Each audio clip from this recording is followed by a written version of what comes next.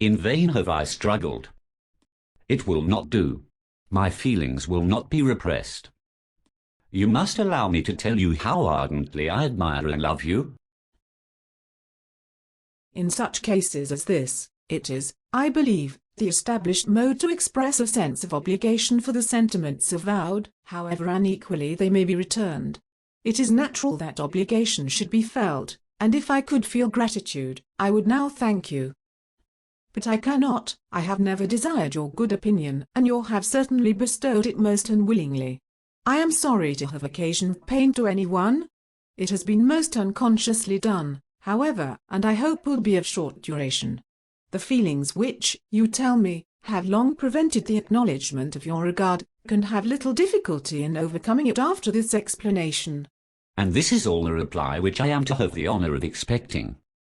I might, perhaps, wish to be informed why, with so little endeavour at civility, I am thus rejected. But it is of small importance. I might as well inquire, why with so evident a design of offending and insulting me, you chose to tell me that you liked me against your will, against your reason, and even against your character. Was not this some excuse for incivility, if I was uncivil?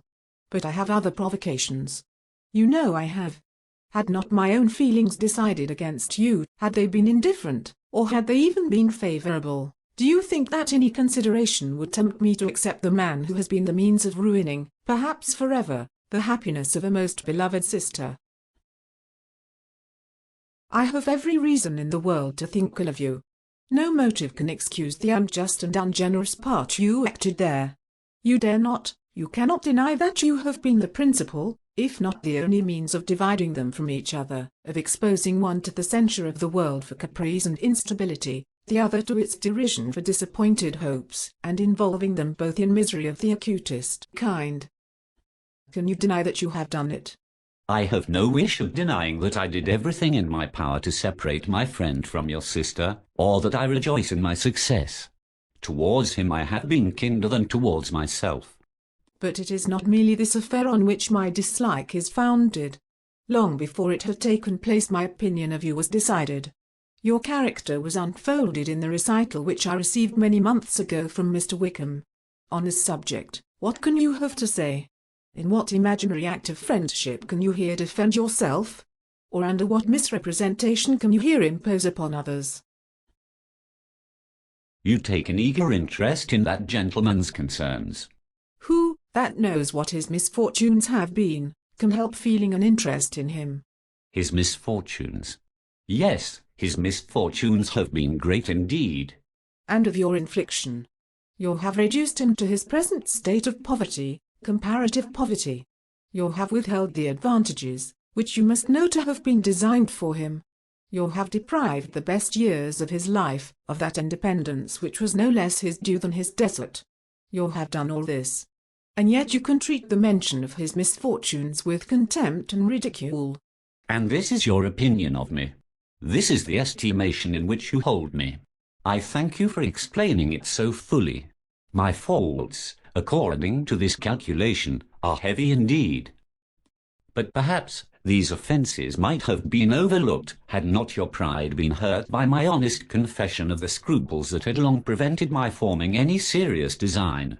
These bitter accusations might have been suppressed, had I, with greater policy, concealed my struggles, and flattered you into the belief of my being impelled by unqualified, unalloyed inclination, by reason, by reflection, by everything.